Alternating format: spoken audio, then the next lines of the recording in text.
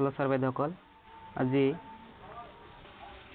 Pedagogy question লৈ আহিছো তো কোশ্চিন কেটা ভালদৰে চাই লব বহুত ইম্পৰ্টেন্ট হয় তো প্ৰথম কোশ্চিনটো হৈছে আজি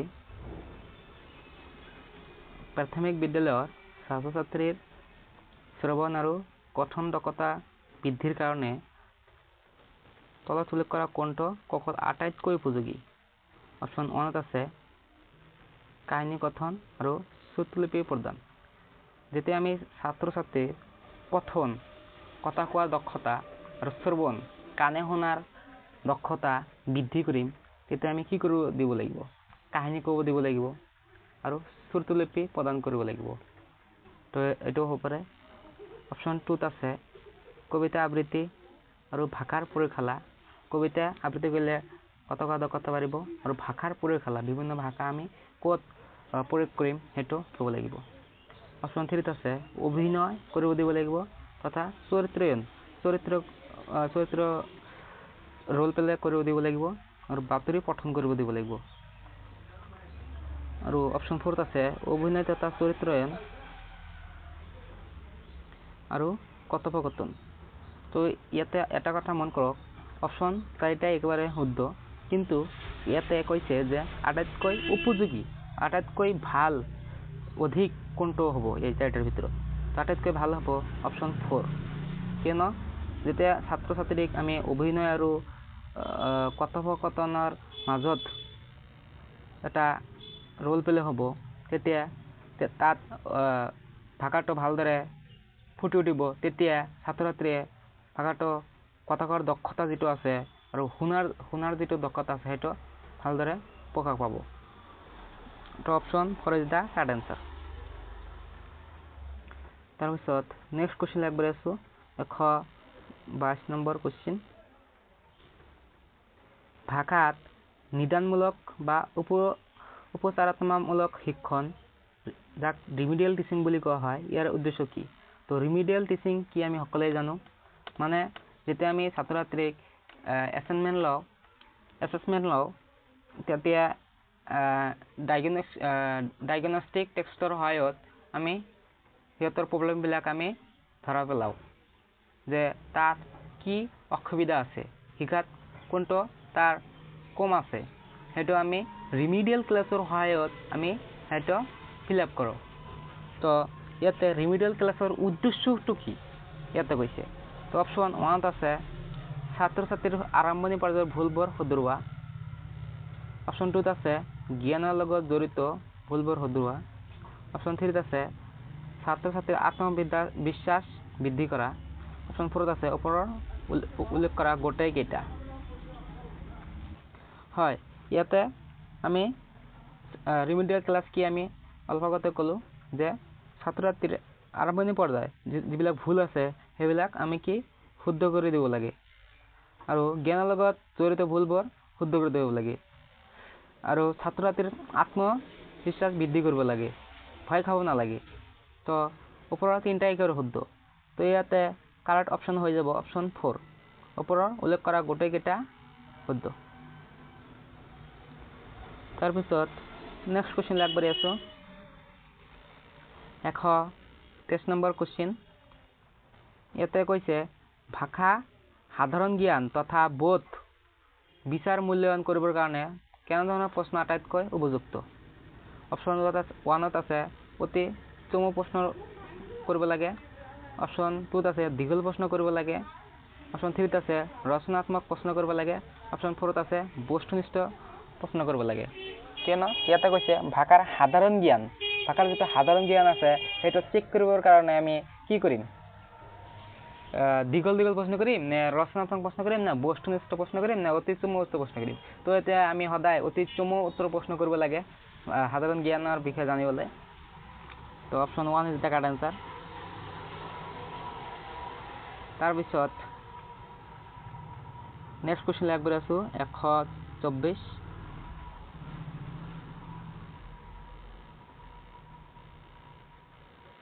very important question এইটো চাওক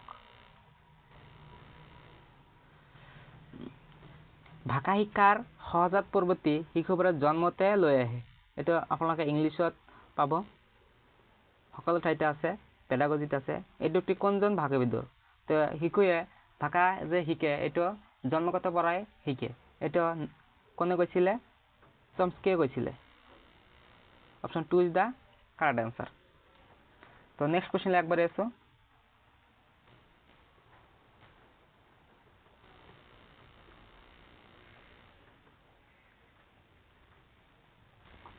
এখন 25 নম্বর কোশ্চেন, বহুত ভাল লগা এটা কোশ্চেন এইটো। তোমাৰ অঞ্চলৰ এজনী ছোৱালী হিন্দী ভাষা বলয়ৰ আহি তোমাৰ ভাষাটো ব্যৱহাৰ কৰোঁতে ভুল কৰিছে। এই ক্ষেত্ৰত এগৰাকী ভাষাৰ শিক্ষক হিচাপে তলত দিয়া কোনটো উক্তি তুমি শুদ্ধ বুলি বিবেচনা কৰিবা? যে আমাৰ অঞ্চলত এজন বেলেগ ভাষাৰ ছোৱালী এটা আহি আমাৰ ভাষা কওঁতে ভুল কৰিছে, তেতিয়া আমি শিক্ষক হিচাপে তাক কি কৰা উচিত? অপশন 1ত কৈছে ছোৱালীজনীক তাই কৰা ভুলবোৰ বাৰে বাৰে সোঁৱৰাই দিব লাগে। যে ছোৱালীজনী কথা কথা ভুল কৰিছে সেইটো বাৰে বাৰে শুদ্ধ কৰি দিব লাগে। এইটো এনেকুৱা নহয়, এনেকৈ এইটো কৰিব লাগে। অপশন 2ত আছে তাই ভাষাটো ব্যৱহাৰ কৰাৰ আৰু বেছি সুযোগ দিব লাগে। তাই ভাষাটো যাতে ব্যৱহাৰ কৰিব পাৰে ভাল আৰু ব্যৱহাৰ কৰাৰ চান্স দিব লাগে, সুযোগ দিব লাগে। এইটো হ'ব। অপশন 3ত আছে নতুন ভাষাটো প্ৰতিদিনে আধা ঘণ্টাকৈ অনুশীলন কৰিবলৈ তাইক কোৱা উচিত। যে সেই আমাৰ যিটো ভাষা আছে সেই ভাষাটো তেওঁ ডেইলি বা তাই কি কৰিব? আধা ঘণ্টাকৈ চেষ্টা চলাব, আধা ঘণ্টাকৈ অনুশীলন কৰিব, মুখস্থ কৰিব। এইটো কৰি দিব লাগে নে? অপশন 4ত আছে নতুন ভাষাটো প্ৰয়োগ কৰোঁতে তাইৰ মাতৃভাষাৰ প্ৰভাৱ পৰিবলৈ দিব নালাগিব। যে আমাৰ ভাষা যেতিয়া শিকিব তেতিয়া তাইৰ যিটো মাতৃভাষা আছে সেইটো প্ৰয়োগ কৰিব দিব নালাগিব। যে আমাৰ যিটো ভাষা আছে অনলি সেইটো ক'ব লাগিব। তো ইয়াতে কুৱেশ্যনৰ এনচাৰটো হৈ যাব অপশন 2, কিয়নো তাইক ভাষাটোৰ ব্যৱহাৰ কৰাৰ বেছি সুযোগ দিব লাগিব। যে তেওঁ আমাৰ ভাষাটো ব্যৱহাৰ কৰি আছে, ভুল হ'লে হওক, সমস্যা নাই, আৰু কোৱা তুমি যিমান ক'বা সিমানে শিকিবা। তো তাইক কি কৰিব লাগিব? সুযোগ দিব লাগিব। তো ইয়াতে আপোনালোকে এনেকৈ এনচাৰটো বিচাৰি উলিয়াব পাৰিব, নহ'লে আপোনালোকে পজিটিভ ৱাৰ্ডৰ সহায়ত বিচাৰি উলিয়াব পাৰিব। ইয়াতে সুযোগ মানে কি? তোমালোকে অপৰচুনিটি দিছা, সুযোগ দিছা, চান্স দিছা, এইটো এটা পজিটিভ ৱাৰ্ড। সদায় আমি ষ্টুডেণ্টক বা ছাত্ৰ ছাত্ৰীক ফেচিলিটি দিব লাগিব, সুযোগ দিব লাগিব। এইটো ইয়াৰ শুদ্ধ answer. Option 2 is the correct answer.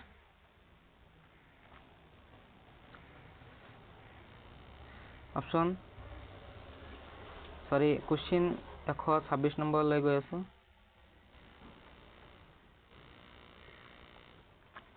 তলত দিয়া উদ্দেশ্যবোৰৰ কোনটোৰ কাৰণে ভাষা শিক্ষাৰ আৱশ্যকতা নাই? কি কৈছে? তলত দিয়া উদ্দেশ্যবোৰৰ কোনটোৰ কাৰণে ভাষা শিক্ষাৰ আৱশ্যকতা নাই? জীৱনৰ বিভিন্ন স্তৰবোৰ জানিবলৈ, ভাষাৰ বোধ আৰু আয়ত্ত কৰিবলৈ, অভ্যন্তৰ স্বৰ শুনি আৰু ক'বৰ কাৰণে। অপশন 4ত আছে জীৱনৰ বিভিন্ন প্ৰয়োজন পূৰ কৰিবৰ কাৰণে। তলৰ কোনটোৰ কাৰণে আমাৰ ভাষা শিক্ষাৰ প্ৰয়োজন নাই বা আৱশ্যকতা নাই? আপোনালোকে ভিডিঅ'টো পজ কৰি অলপ ভাবি লওক। তো ইয়াতে শুদ্ধ এনচাৰ হৈ যাব অপশন 2, যে ভাষাৰ বোধ আৰু আয়ত্ত কৰিবলৈ ভাষা শিক্ষাৰ আৱশ্যকতা নাই। তাৰপিছত নেক্সট কুৱেশ্যন লাগি আছো, 127 নম্বৰ কুৱেশ্যন।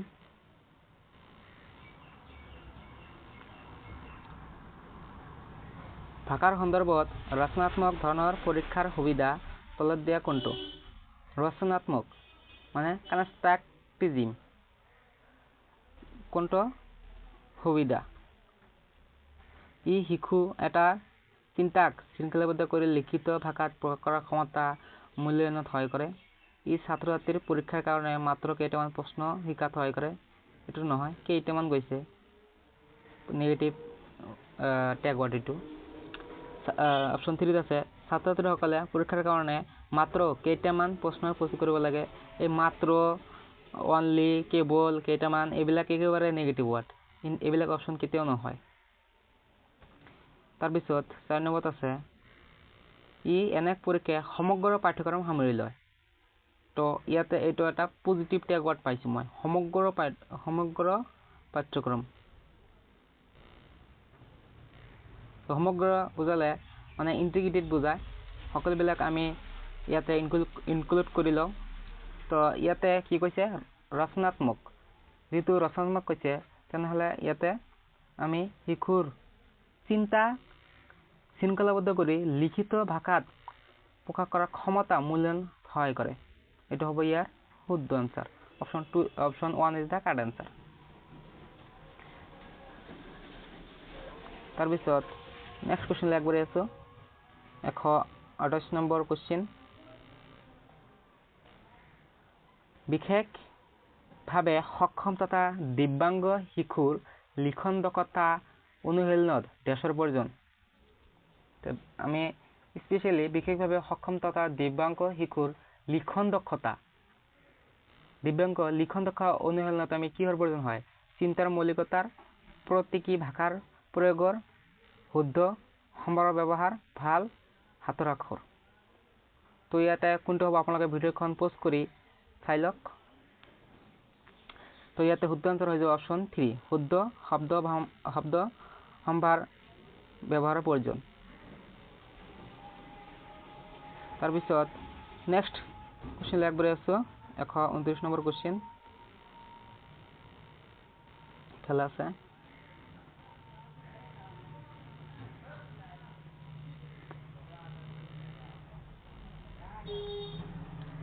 ভাষাৰ নিৰন্তন আৰু সৰ্বাত্মক মূল্যায়নৰ কাৰণে তলত উল্লেখ কৰা কোনটো গুৰুত্ব দিয়া উচিত কি হৈছে ভাষা নিৰন্তৰ আৰু সৰ্বাত্মক মূল্যায়নৰ কাৰণে সৰ্বাত্মক মানে সকলোবিলাক সামৰি মূল্যায়ন কৰাৰ কাৰণে তলত উল্লেখ কৰা কোনটো গুৰুত্ব দিয়া উচিত অপশন 1 আছে শুদ্ধ শব্দ সম্ভাৰ প্ৰকল্প কাৰ্য অপশন 3 আছে শুদ্ধ উচ্চাৰণ আৰু অপশন 3 আছে বিভিন্ন প্ৰসংগত ভাষাটো ব্যৱহাৰ কৰিব পৰা ক্ষমতা তো ইয়াতে হৈছে সৰ্বাত্মক যেতিয়া আমি ভাষাটো শিকো ভালদৰে একেবাৰে কমপ্লিটলি শিকা হয় তেতিয়া আমি ভাষাটো যে ইউজ কৰিম তেতিয়া আমি কোনটো গুৰুত্ব দিয়া উচিত তো ইয়াতে গুৰুত্ব দিয়া উচিত তোমালোকে ভালদৰে ধৰিব পাৰিছা যে প্ৰসংগ ভাষাটো ব্যৱহাৰ কৰিব পৰা ক্ষমতা যে বিভিন্ন প্ৰসংগত আমি ভাষাটো জানা ইউজ কৰিব পাৰো সেইটো আমাৰ সৰ্বাত্মক মূল্যায়ন বুলি চিহ্নিত কৰে option 4 is the correct answer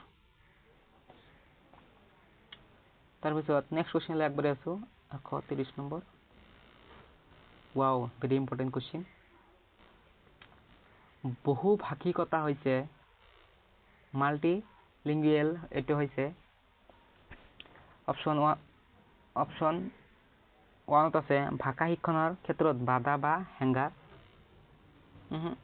এটো কেতিয়াও নহয় অপশন 2 আছে ভাষা উচ্চৰ কাৰণে ক্ষতিকাৰক এটো নহয় নেগেটিভ এটো অপশন 3 আছে ভাষা শিক্ষণৰ কাৰণে গুৰুত্বপূৰ্ণ উৎস অপশন 4 আছে ভাষা শিক্ষণৰ অসুবিধা সৃষ্টিকাৰক এবিলাক কেতিয়াও নহয় নেগেটিভ ইয়াতে এটাই বস্তু পজিটিভ হৈছে ভাষা শিক্ষণৰ কাৰণে গুৰুত্বপূৰ্ণ উৎস তো বহু ভাষিকতা মাল্টিলিঙ্গুৱেজ এটো এটা যেতিয়া এটা শ্ৰেণীত বহু ভাষিকতা থাকিব তেতিয়া ভাষা শিক্ষণৰ কাৰণে গুৰুত্বপূৰ্ণ উৎস হৈ পৰিব তো ইয়াতে শুদ্ধ আনসাৰ হৈ যাব অপশন 3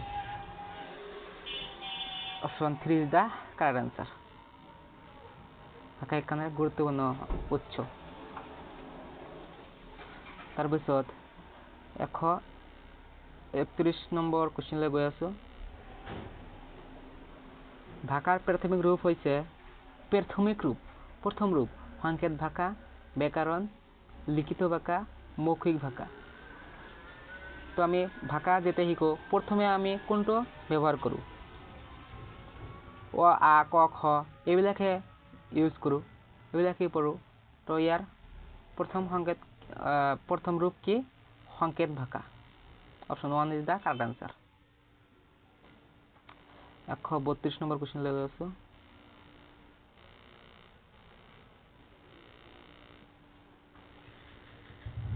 প্ৰাথমিক পৰ্যায়ত সাধু আৰু পদ্যৰ ক্ষেত্ৰত কোনটো দিক আটাইতকৈ গুৰুত্বপূৰ্ণ বুলি তুমি বিবেচনা কৰিবা কি কৈছে প্ৰাথমিক পৰ্যায়ত সাধু আৰু পদ্যৰ ক্ষেত্ৰত কোনটো দিক আটাইতকৈ গুৰুত্বপূৰ্ণ অপশন 1 আছে সাধু আৰু পদ্যবোৰ নীতি শিক্ষামূলক হোৱা উচিত সাধু আৰু পদ্যবোৰ শব্দ সম্ভাৰত সমৃদ্ধ হোৱা উচিত।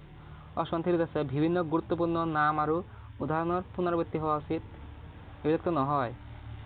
অপশ্যন 4 আছে সেইবোৰ মহত্বপূৰ্ণ লেখক বা কবিৰ দ্বাৰা লিখা হোৱা উচিত। এইবিলাক নহয়। ইয়াতে শুদ্ধ আনসাৰ হৈ যাব অপশ্যন, তোমালোকে ভিডিঅ'টো পজ কৰি চাই লোৱা কোনটো হ'ব লাগে। মইতো ধৰিছোঁ আনসাৰ কোনটো হ'ব লাগে, কিয়নো গোটেইকেইটা আমি এবষ্ট্ৰাক্ট এজত আমি সেইবিলাক থিংকিং পাইছোঁ যে ইয়াতে কি কৈছে, প্ৰাথমিক পৰ্যায় কৈছে। প্ৰথম পৰ্যায়ত আমি সাধু নীতি শিক্ষামূলক হ'ব, নীতি শিক্ষামূলক এটা সৰু এটা ল'ৰা ছোৱালীয়ে নীতি কি, নৈতিক শিক্ষা কি সেইবিলাক বুজিব নেকি? তো এইটো নহয়, সাধু এইবিলাক নহয়। আৰু অপশ্যন 3 কৈছে বিভিন্ন গুৰুত্বপূৰ্ণ নাম আৰু উদাহৰণৰ পুনৰাবৃত্তি হোৱা উচিত। প্ৰাথমিক পৰ্যায়ত শিশুবোৰে বিভিন্ন উদাহৰণৰ পুনৰাবৃত্তি হোৱা উচিত নেকি? বাৰে বাৰে সেইবিলাকৰ উদাহৰণ তেওঁলোকে বুজিব নেকি? নহয়। আৰু অপশ্যন 4 আছে সেইবোৰ মহত্বপূৰ্ণ লেখক বা কবিৰ দ্বাৰা। প্ৰাথমিক পৰ্যায়ত যে শিশু বা ছাত্ৰ ছাত্ৰীয়ে এইটো বুজিব নেকি যে এইটো কোন মহৎ কবিয়ে লিখিছে, কোন মহৎ বিজ্ঞানীয়ে লিখিছে, সেইটো দৰকাৰ নেকি? নহয়। তো প্ৰাথমিক পৰ্যায়ত আমাৰ সাধু আৰু পদ্যবোৰ শব্দ সম্ভাৰত সমৃদ্ধ হোৱা উচিত। আমাৰ সাধু আৰু পদ্যবোৰ শব্দ সম্ভাৰবিলাক কেনেকুৱা উন্নত, সেইবিলাকৰ ওপৰত ফ'ল' কৰা উচিত। তো ইয়াতে শুদ্ধ আনসাৰ হৈ যাব অপশ্যন 2। তাৰপিছত নেক্সট কুৱেশ্যন লাগব আছোঁ 133 নম্বৰ কুৱেশ্যন। ভাষাৰ ব্যাকৰণ শিক্ষাই তলৰ কোনটো উন্নত কৰাত সহায় কৰে? যেতিয়া আমি ভাষাৰ ব্যাকৰণ শিকোঁ, ভাষা এটা যেতিয়া শিকাওঁ তেতিয়া আমি ব্যাকৰণ ব্যৱহাৰ কৰোঁ। তো ব্যাকৰণ ব্যৱহাৰ কৰাৰ ফলত তলৰ কোনটো উন্নত হয়? শুদ্ধতা, অৰ্ণগলতা, সংখ্যাত্মকতা, সাক্ষৰতা। যেতিয়া আমি যিকোনো এটা ভাষাত আমি ব্যাকৰণ ব্যৱহাৰ কৰোঁ তেতিয়া আমাৰ কি হয়? শুদ্ধতাহে হয়, কেতিয়াও ভুল নহ'ব। ব্যাকৰণ নোহোৱাকৈ আমি কোনো বস্তু শিকিব নোৱাৰোঁ। তো ইয়াতে শুদ্ধ আনসাৰ হৈ যাব অপশ্যন 1, শুদ্ধতা। তো নেক্সট কুৱেশ্যনলৈ আগবাঢ়ি আছোঁ।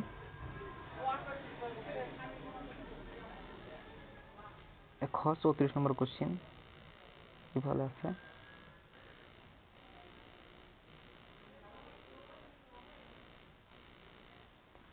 তলত দিয়া কোনটো লিখন প্ৰথাৰ অন্তৰ্ভুক্ত?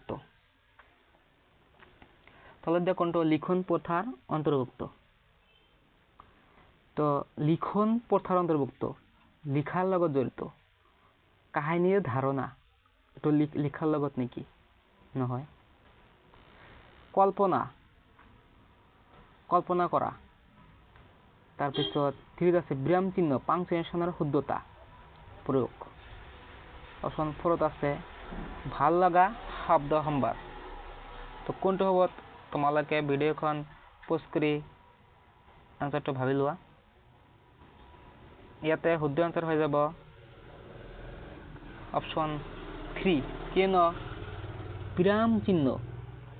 বিৰাম চিহ্নৰ শুদ্ধতা ক'ত প্ৰয়োগ হৈছে এইটো আমি লিখাৰ প্ৰথাৰ লগত অন্তৰ্ভুক্ত হৈ থাকে। তো কাহিনীৰ ধাৰণা, কল্পনা, ভাল শব্দ সম্ভাৰ এইটো নহয়। তাৰপিছত নেক্সট কুৱেশ্যন আগবাঢ়ি আছোঁ 135 নম্বৰ কুৱেশ্যন। ভাষা মূল্যায়নৰ মুখ্য উদ্দেশ্য কি? ভাষা যে শিকিলে ইয়াৰ যে এটা এছেছমেণ্ট লোৱা হ'ব, ইয়াৰ মূল্যায়ন কৰা হ'ব, এই মুখ্য উদ্দেশ্যটো কি? তো অপশ্যন 1 আছে শিক্ষাৰ্থীৰ ভুলবোৰ বিচাৰি উলিওৱা। শিক্ষাৰ্থীৰ ভুল বিচাৰৰ কাৰণে মই ভাষা শিকাওঁ নেকি? নহয়, এইটো প্ৰথমতে কেনচেল।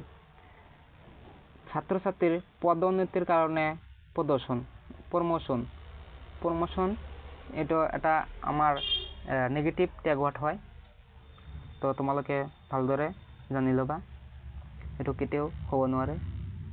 তাৰপিছত 3 নম্বৰত আছে ছাত্ৰ ছাত্ৰীৰ কৃতকাৰ্যতাৰ হিচাপ লোৱা। ছাত্ৰ ছাত্ৰীয়ে গোটেই ক্লাছত কি কৰিলে, কেনেকৈ ভাষা শিকিলে, কেনেকুৱা ব্যৱহাৰ কৰিলে, কি অসুবিধা হৈছিল সেইবিলাক কৃতকৰ্মৰ হিচাপ লোৱা এইটোতো কেতিয়াও নহয়। তো বাকী থাকিল কোনটো অপশ্যন 4 এইটো হ'ব ইয়াৰ শুদ্ধ আনসাৰ। কি কৈছে ইয়াতে চাই লওঁ, শিকন অন্তৰ গেপছ ইন লাৰ্নিং চিহ্নিত কৰি তাৰ নিদান আৰু উপচাৰৰ ব্যৱস্থা কৰা।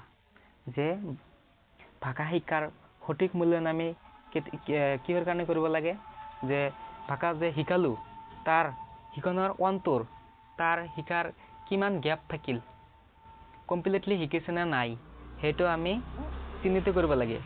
কিহৰ সহায়ত, নিদানমূলক বা ৰিমিডিয়েল টিচিঙৰ সহায়ত, সেইটো ডায়াগনষ্টিক টিচিঙৰ সহায়ত আমি চিহ্নিত কৰিব লাগে। তাৰপিছত নিদানমূলক বা উপচাৰমূলক শিক্ষা মানে ৰিমিডিয়েল টিচিং ব্যৱস্থা কৰিব লাগে। এইটো হ'ব ইয়াৰ শুদ্ধ answer. Option 4 is the right answer.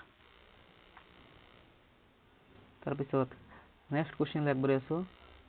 তো নেক্সট কুৱেশ্যন পদ্য আৰু গদ্য নেক্সট ভিডিঅ'ত আলোচনা কৰিম। তো আজিৰ ভিডিঅ' এইখিনি, আজি কৰি দিম, আজি কৰি দিওঁ একবাৰে শেষ হৈ যাব। তো ইয়াতে আপোনালোকে 15টা পেডাগজি দেখা পাব আৰু 15টা আপোনালোকে কি পদ্য দেখা পাব, 15টা পেডাগজি দেখা পাব আৰু 15টা পদ্য আৰু গদ্য দুটা মিলি দেখা পাব। গদ্য থাকিব 10টা আৰু পদ্য থাকিব 5টা। এই টোটাল 15 কুৱেশ্যন এতিয়া ডিছকাছ কৰিম। তো প্ৰথমে আপোনালোকে এটা গদ্য দেখিবলৈ পাই আছে। আপোনালোকে যেতিয়া গদ্যখন পঢ়িব, যদি গদ্যটো বেছি ডাঙৰ থাকে তেনেহ'লে পঢ়িব নালাগে, সময় নষ্ট কৰিব নালাগে, আপোনালোকে ডাইৰেক্ট কুৱেশ্যনবিলাক পঢ়ি যাব। আৰু যেতিয়া গদ্যটো সৰু হয় তেতিয়া গদ্যখন পঢ়ি ল'ব, তেতিয়া কুৱেশ্যনটো এনচাৰ উলিয়াওঁতে অতি সহজ হ'ব। তো এই গদ্যটো মই দেখা পাই আছোঁ বহুত ডাঙৰ। তো গদ্যটো এতিয়া নপঢ়োঁ, ডাইৰেক্ট কুৱেশ্যন লৈ যাম, কুৱেশ্যন এনচাৰ উল্লেখ কৰিম। আপোনালোকে গদ্যখন এবাৰ পঢ়ি ল'ব। মই গদ্যখন দেখাই দি আছোঁ, আপোনালোকে ভিডিঅ'টো পজ কৰি পঢ়ি ল'ব। তো মই ডাইৰেক্ট কুৱেশ্যনত আহি গ'লোঁ। ইয়াতে প্ৰথম কুৱেশ্যনটো আছিলে কিমান নম্বৰ পৰা, 136 নম্বৰ পৰা প্ৰথম কুৱেশ্যন চাওক। ইয়াতে কৈছে যে বহু দশক জুৰি চলা ক্ৰুছেড বা ধৰ্মযুদ্ধ কাৰ উদ্গনিত চলিছিল। তো ইয়াতে শুদ্ধ আনসাৰ হৈ যাব অপশ্যন 3 কেথলিক ধৰ্মমণ্ডলীৰ প্ৰধান পোপাৰ। এইটো হ'ব ইয়াৰ শুদ্ধ আনসাৰ।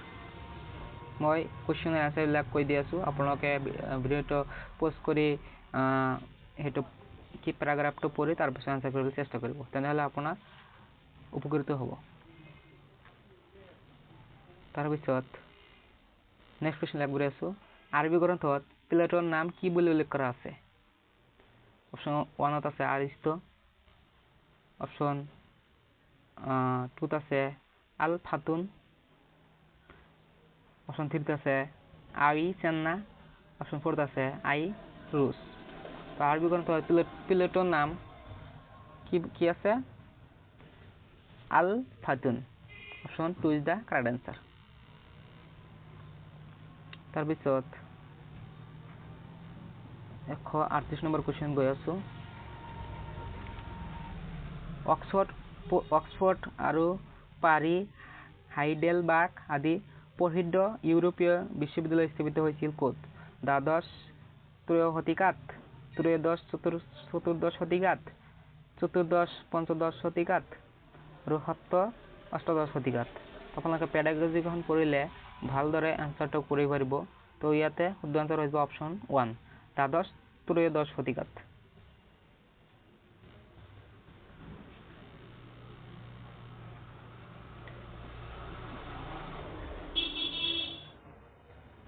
তাৰপিছত নেক্সট কুৱেশ্যন হ'ল ইউৰোপীয় মণিখাৰ ওপৰত প্ৰায় 100 শতিকা জুৰি একছত্ৰী প্ৰভাৱ বিস্তাৰ কৰা পণ্ডিতগৰাকী আছিল।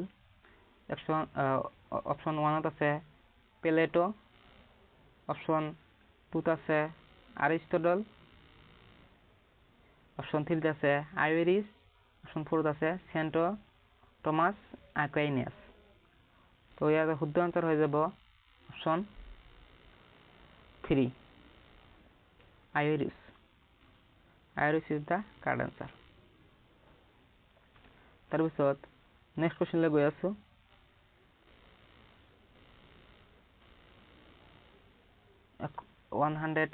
নম্বৰ কুৱেশ্যন, মধ্যযুগীয় ইউৰোপৰ বিশ্ববিদ্যালয়সমূহত শিক্ষাৰ মাধ্যম আছিল।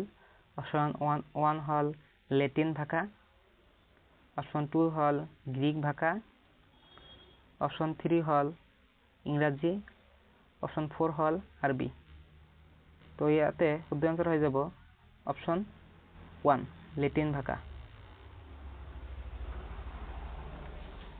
তাৰপিছত 141 কুৱেশ্যনলৈ গৈ আছো।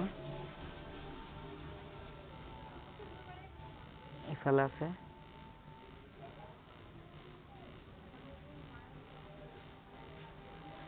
সুম্মা থিওলজিকা নামৰ গ্ৰন্থখনৰ প্ৰণেতা কোন? 140 নম্বৰ কুৱেশ্যন। তো ইয়াতে অপশ্যন 1 আছে ইবনু ৰুশ্বদ, অপশ্যন 2 আছে ইবন চিনা, আৰু অপশ্যন 3 আছে চেণ্ট থমাছ আকুইনাছ, অপশ্যন 4 আছে কেথলিক ধৰ্মাৱলম্বীৰ প্ৰধান পোপ। তো ইয়াতে শুদ্ধ আনসাৰ হৈ যাব অপশ্যন 3। তাৰপিছত 142 নম্বৰ কুৱেশ্যনত গৈ আছো। প্ৰাচীন ইউনিভাৰ্চিটি আছিল কেইবাখনো ইউনিভাৰ্চিটিৰ এটা থুল, স্বতন্ত্ৰ শাসন ব্যৱস্থা নথকা এক শিক্ষা ব্যৱস্থা, কেইবাখনো কলেজৰ এটা থুল য'ত কলেজবোৰৰ স্বতন্ত্ৰতা নাথাকে, কেইবাখনো কলেজৰ এটা থুল য'ত প্ৰতিখন কলেজৰ স্বতন্ত্ৰতা বাছি থাকে। 142 নম্বৰ কুৱেশ্যনৰ আনসাৰ হৈ যাব অপশ্যন 4, কিয়নো কেইবাখনো কলেজৰ এটা থুল বা য'ত প্ৰতিখন কলেজৰ স্বতন্ত্ৰতা বাছি থাকে। নেক্সট কুৱেশ্যন আগবাঢ়ি আছো। পোচাকৰ ওপৰত বাদুলিৰ দৰে আঁঠুলৈ পৰা গাউন কোনে পৰিধান কৰিছিল বুলি উল্লেখ কৰা হৈছে? তো গদ্যখন পঢ়িলে আমি ভালদৰে আনসাৰখন কৰিব পাৰোঁ। তো ইয়াৰ প্ৰথম অপশ্যন আছে ছাত্ৰসকলে, অপশ্যন 2 আছে অধ্যাপকসকলে, অপশ্যন 3 আছে চাৰ্চৰ ফাদাৰসকলে, অপশ্যন 4 আছে প্ৰধান পোপে। তো ইয়াৰ শুদ্ধ আনসাৰ হৈ যাব অপশ্যন 1 ছাত্ৰসকলে।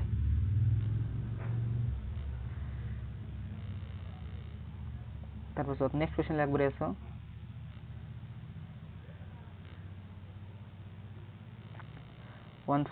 কুৱেশ্যন। তো ইয়াতে পদ্য আছে, পদ্যখনৰ পৰা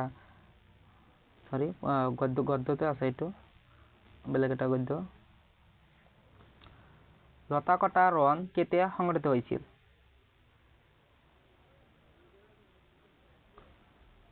অপশ্যন 1 আছে স্বৰ্গদেউ ৰুদ্ৰসিংহৰ ৰাজত্বকালত, অপশ্যন 2 আছে 1769 চনত, অপশ্যন 3 আছে স্বৰ্গদেউৰ ৰুদ্ৰসিংহৰ মৃত্যুৰ প্ৰায় আধা শতিকাৰ পাছত, অপশ্যন 4 আছে 1714 চনত।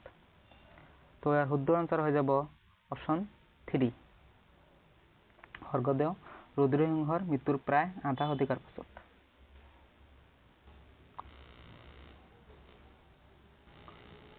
Option 3 is the correct answer. তাৰপিছত 145 ইউৰোপীয় আহিৰ প্ৰথমটো অসমীয়া পল্টন তৈয়াৰ কৰাৰ সময় ক'ৰ পৰা খাৰ ক্ৰয় কৰিবলগীয়া হৈছিল? অপশ্যন 1 আছে ইউৰোপৰ পৰা, অপশ্যন 2 আছে আহোম স্বৰ্গদেউৰ পৰা, অপশ্যন 3 আছে মোৱামৰীয়া বিদ্ৰোহীসকলৰ পৰা, অপশ্যন 4 আছে ইষ্ট ইণ্ডিয়া কোম্পানীৰ পৰা। তো 145 কুৱেশ্যনৰ এনসাৰ হৈ যাব অপশ্যন 4 ইষ্ট ইণ্ডিয়া কোম্পানীৰ পৰা। 146 মনোৰঞ্জন সামগ্ৰী ফিৰফিৰি বা ফুলঝাৰি তৈয়াৰ কৰিবৰ কাৰণে প্ৰয়োজনীয় মিশ্ৰণটোত থকা উপাদান হৈছে যা, খাৰ, এংগাৰ, লোৰ গুৰি, যা, খাৰ, এংগাৰ, গন্ধক, অপশ্যন 3 আছে এংগাৰ, লোৰ গুৰি আৰু গন্ধক, আৰু অপশ্যন 4 আছে এংগাৰ আৰু জাখাৰ। তো ইয়াৰ শুদ্ধ আনসাৰ হৈ যাব অপশ্যন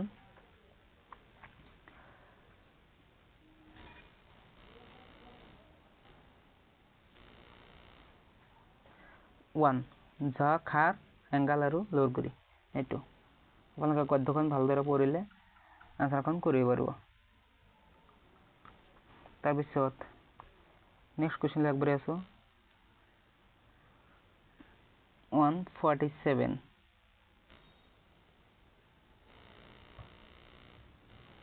ৰুদ্ৰসিংহৰ মৃত্যুৰ পাছতেই অসমৰ খাৰ উদ্যোগৰ ভেটিত তিতাৰ লাও গজিল। এই উক্তিটোৰ অৰ্থ কি?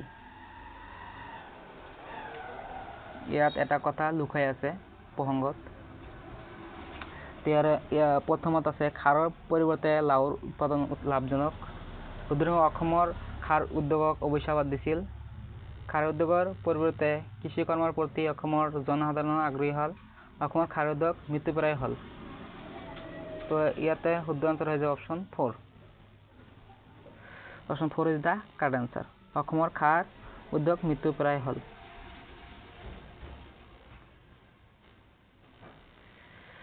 তাৰপৰ নেক্সট কোশ্চেন আগবাঢ়ি আছো 148 নম্বৰ কোশ্চেন মোৱামৰীয়া বিদ্ৰোহত মোৱামৰীয়াসকলৰ নেতৃত্বত কোন আছিল? অপশ্যন 1 আছে স্বৰ্গদেউ ৰুদ্ৰসিংহ, অপশ্যন 2 আছে ৰাধা ৰুক্মিণী, অপশ্যন 3 আছে পূৰ্ণানন্দ বুঢ়াগোহাঁই, অপশ্যন 4 আছে ইষ্ট ইণ্ডিয়া কোম্পানী। তো ইয়াৰ শুদ্ধ আনসাৰ হৈ যাব অপশ্যন 2 ৰাধা ৰুক্মিণী মোৱামৰীয়া বিদ্ৰোহৰ নেতৃত্বত আছিল। তাৰপিছত নেক্সট কোশ্চেন আগবাঢ়ি আছো 149 স্বৰ্গদেউ ৰুদ্ৰসিংহৰ মৃত্যু কেতিয়া হৈছিল?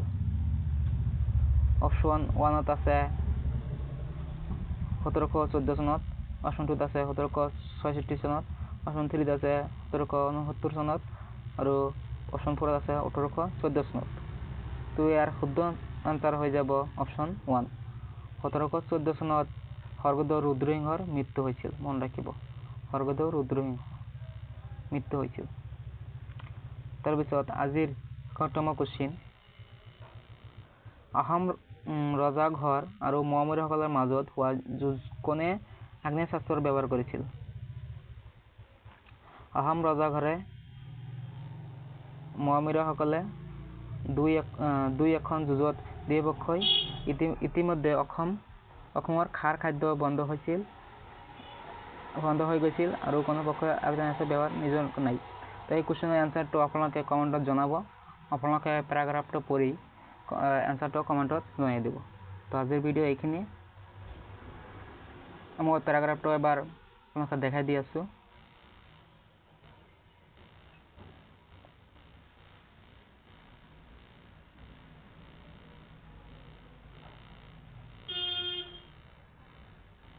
চাওক এইখন হৈছে পেৰাগ্ৰাফ। আপোনালোকে ভিডিঅ'খন পজ কৰি পঢ়ি তাৰপিছত আপোনালোকে সেই এনচাৰটো কমেণ্টত জনাই দিব।